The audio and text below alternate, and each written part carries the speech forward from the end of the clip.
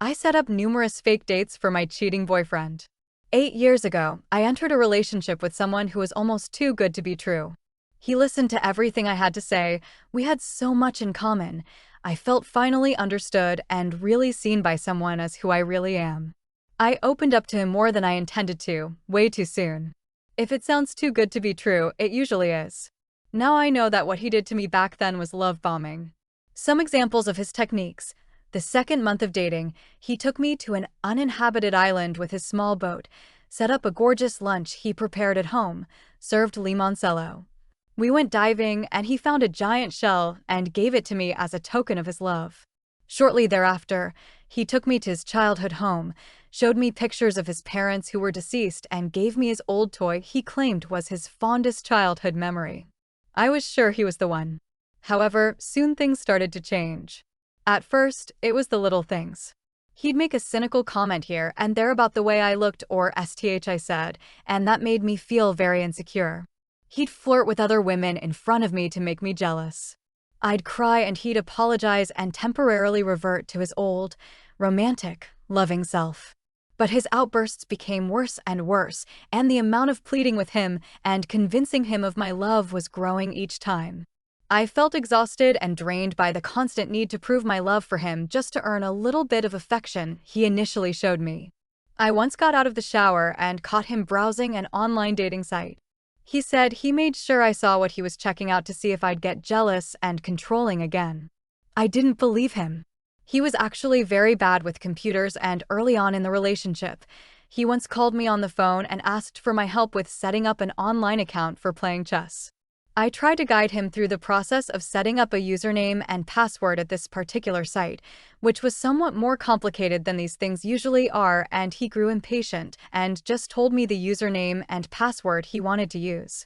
I remembered that and tried this username and password on the dating site he visited. I immediately got into his profile, and what I saw broke me. Not only was he chatting up other women, but it was clear from some of the conversations that he had met other women and had sex with them. Some of the conversations contained intimate information about me and what he was dissatisfied with me. What I read hurt so much that I cried on the floor like a little baby. By this point, I knew he wasn't perfect and that our relationship was far from perfect, but I was clinging to that initial phase of our relationship, which made me feel the happiest I had been in my life. Now I had to deal with the fact that it was all fake. I cried for hours, and then something in me broke and I decided to get even. I set up a fake online dating profile, the first of the many to come. I started chatting with him, and after a few days, he suggested meeting. I feigned hesitation. He insisted. I reluctantly agreed to meet him in a large coffee house. I went there, half disguised, and sat where I knew he wouldn't see me. I have hoped that he wouldn't come and that it was all just a bad dream. I called him 10 minutes before the meeting with the mystery woman to ask where he was and if we could meet. He said that he couldn't because he had an errand to run.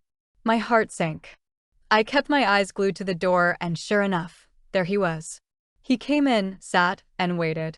At first, I thought I was getting a panic attack because I was so distraught, but I managed to calm myself down. He first waited patiently, then started fidgeting and looking at every woman that came in. And then, as if by divine intervention, a woman came in who looked just as what I described myself online.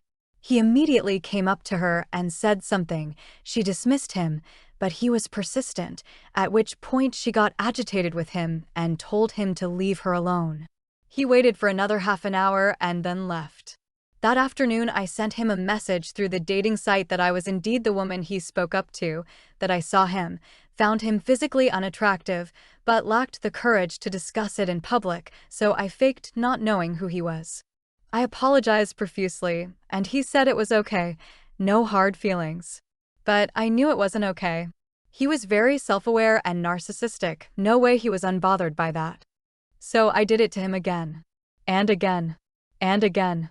Sometimes he'd be stood up, sometimes the woman would reschedule and then he'd be stood up, sometimes she'd cancel at the last minute. At least 10 dates went south. I decided it was enough and that it was time to break up. I did it in public.